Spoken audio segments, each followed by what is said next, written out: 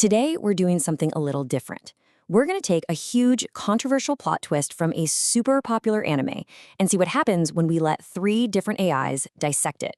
It's a really wild look at how machines are starting to understand human drama, culture, and storytelling. So that brings us to the big question for today. When an anime character makes a shocking, maybe even morally questionable choice, how does an AI see it?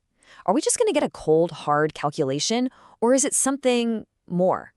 Well, let's find out. All right, here's how we're going to break it down. First, we'll get you up to speed on the anime Watanare and the wild decision at the heart of it all. Then we'll dive into what ChatGPT, Gemini, and Grok each had to say. And finally, we'll put them all side by side. Okay, first things first. For anyone who might not be familiar, let's talk about the anime that sparked this whole thing. The show is called Watanare for short, and it's this incredibly popular Yuri, or girls' love, rom-com.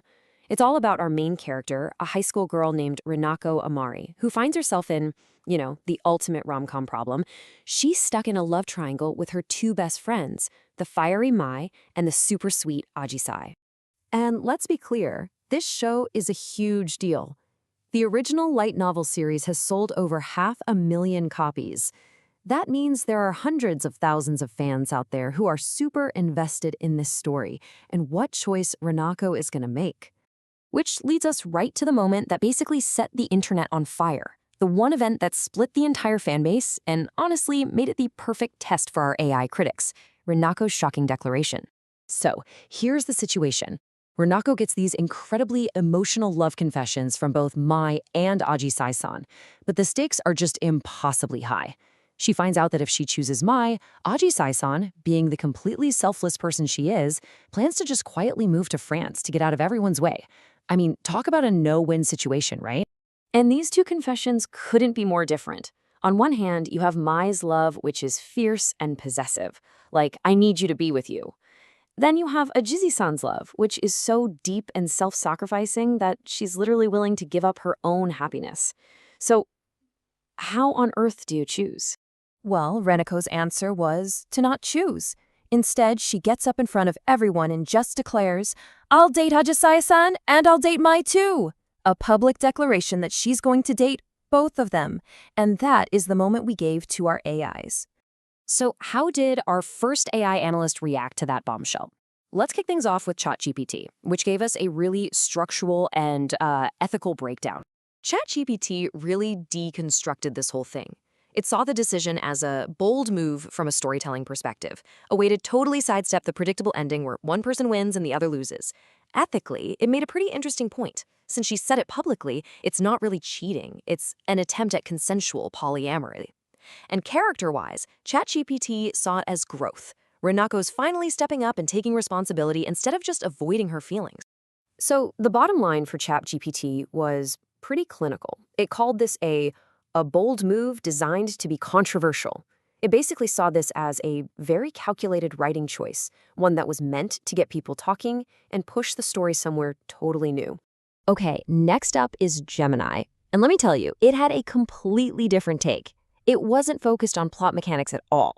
Instead, it honed in on what it called the paradox of sincerity. Gemini's analysis was way more poetic. It argued that this choice, which on the surface looks totally insincere, is actually an act of ultimate sincerity. Why? Because Renako's one goal is to not hurt the 2 people she cares about most. It even called it a Copernican revolution for romantic comedies, a total rejection of the old rule that says somebody has to be the loser heroine. And to make it all work, she basically invents a new relationship status, the sunfriend, which is like more than a friend but not trapped by the word lover. And that really gets to the heart of what Gemini was saying. It didn't see a selfish girl trying to have her cake and eat it too. No, it saw a desperate act that came from the ultimate form of sincerity, this radical attempt to make a happy ending for everybody, even if it meant breaking every single rule. And that brings us to our third and final AI, Grok.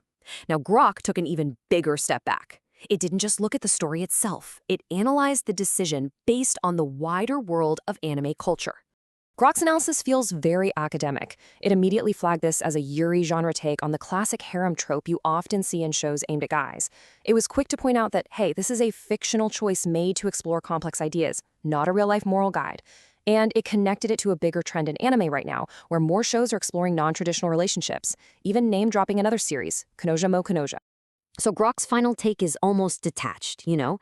It basically concludes that the story is just providing an interesting exploration of the complexities of human relationships. It's less interested in Renako's emotional state and more focused on what the story is doing as a piece of media. Okay, so let's put this all together. We've got 3 different AIs and 3 totally distinct ways of looking at the exact same scene. So how do they really stack up against each other? This table really says it all. You've got ChatGPT, the structuralist who calls it a bold move. Then you have Gemini, the empathetic literary critic, zeroing in on ultimate sincerity. And finally, you have Grok, the cultural anthropologist, who's just observing how the show explores complexity. It's wild, right? Each AI almost developed its own unique personality for analyzing stories. So what's the big takeaway here? I think it's pretty clear. When we asked AI to analyze the story, we didn't get one single boring, robotic answer. We got 3 distinct, well-argued, and honestly fascinating interpretations. It really goes to show that AI is becoming more than just a calculator. It's turning into a seriously sophisticated tool for understanding human art and culture. And that leaves us with one last really interesting question to chew on. When it comes to a story, is there really a single right way to interpret it? Or is the real magic in all the different perspectives we can bring to the table? Whether those perspectives come from a person or, as we saw today, from a machine.